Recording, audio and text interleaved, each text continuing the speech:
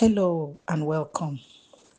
Today we are discussing an important public health issue, anemia in pregnancy. And my name is Priscilla, a nutrition researcher and a health communicator.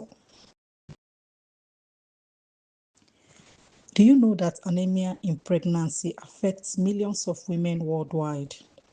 And even in some parts of Africa, more than half of pregnant women are affected.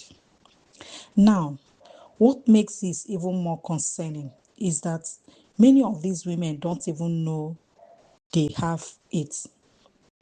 At first, it may seem to them like just tiredness. Sometimes they feel like a normal pregnancy symptoms.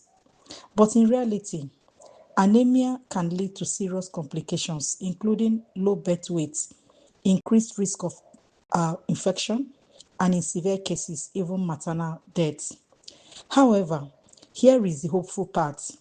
This is a problem we can actually solve, and not just through expensive supplements, but through the foods that are already available within our communities. So, before we talk about solutions, I think it's best for us to understand what anemia really is and why it actually matters so much during pregnancy. What is anemia?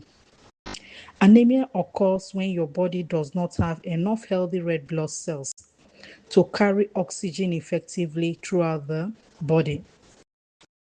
Now, during pregnancy, your body naturally increases blood production in order to support your growing baby or fetus. Because of this increased demand, your need for nutrients, especially iron, also rises significantly. And when this need is not actually met, the body then struggles to produce enough red blood cells, leading to anemia. So, in simple terms, your body is working harder, but it does not have the resources it needs. The next question we should ask ourselves is, why is anemia a persistent problem, especially in many African settings? Anemia is not just a health condition, it's a reflection of deeper, interconnected challenges within our communities. In many African settings, anemia is rarely caused by one single factor. In fact, it is the result of multiple overlapping issues that work together, making it difficult to address with a single solution. To begin with, dietary diversity is often limited. Many families rely on a narrow range of staple foods, foods that provide enough energy to survive, but not enough nutrients to truly thrive. So, as a result, essential nutrients like iron, folate, and maybe vitamin B12, which are critical for healthy blood production, are often lacking in these everyday meals. Secondly, access to iron-rich foods remain a major challenge. Foods like meat, fish, and fortified products contain iron that the body can easily absorb. However, for many households, these foods are either too expensive or they are not consistently available. And even when plant-based sources of iron are consumed, the body does not actually absorb them as efficiently, especially when the diets are dominated by cereals and grains. Another key factor is the high burden of infections. Diseases like malaria and parasitic infections are very common in many regions, and they directly affect the body's ability to both produce and maintain healthy red blood cells. That means that every or even when the dietary intake improves, the risk of anemia may still remain high. We must also acknowledge the role of cultural beliefs and practices. In some communities, for instance, certain nutrient rich foods are restricted during pregnancy due to long standing traditions. While these practices are important to respect, they can sometimes unintentionally increase the risk of anemia among women who already have high nutritional needs, like pregnant women. So, beyond all these well known factors, there is one critical issue that is often overlooked. We are not fully utilizing the nutrient rich indigenous foods that already exist within our food systems, within our communities, within our towns and villages. So, across many African regions, there is a rich variety of local foods like leafy greens, legumes, seeds, and even traditional crops that are naturally high in iron and other essential nutrients. These foods are often more accessible, they are more affordable, they are more culturally acceptable than imported or processed alternatives. Yet, over time, many of these indigenous foods have been underutilized or even replaced by less nutritious options. And this is where a powerful opportunity lies. By rediscovering and promoting these local foods, I think we can create solutions that are not just only effective, but also sustainable and deeply rooted in our own communities. Because I believe that addressing anemia is not only about treatment, it's about transforming the way we eat. It's about transforming the way we value our food systems and also about transforming the way we nourish our populations using the resources we already have. Now, what makes anemia even more dangerous is that it often goes unnoticed. So let's talk about the signs that many women experience that is often ignored.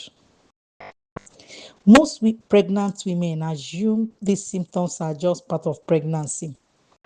For instance, feeling constantly tired, experiencing dizziness, having pale skin, or sometimes shortness of breath. And while these may seem mild, they can actually be early warning signs of anemia. So the danger is not just in having these symptoms, but in dismissing them. Because when anemia is not identified early, it can actually gradually worsen and may lead to serious health risk. So, this brings us to the most important part of this conversation: what actually works when it comes to preventing and managing anemia.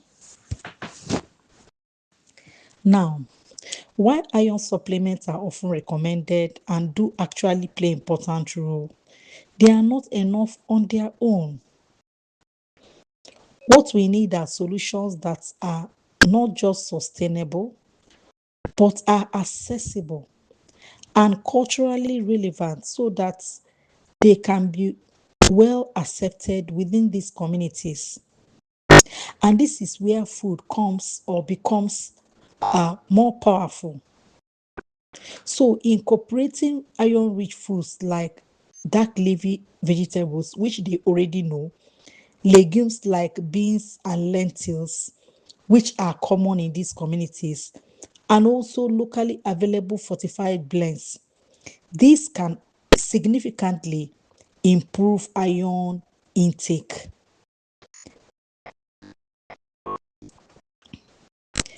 But it does not just stop there. The body's ability to absorb iron is just as important.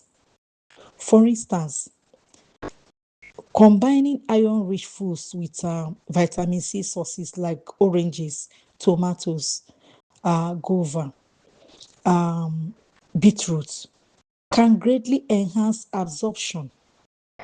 So when we bring together scientific understanding and indigenous food knowledge, we now actually begin to see real lasting solutions.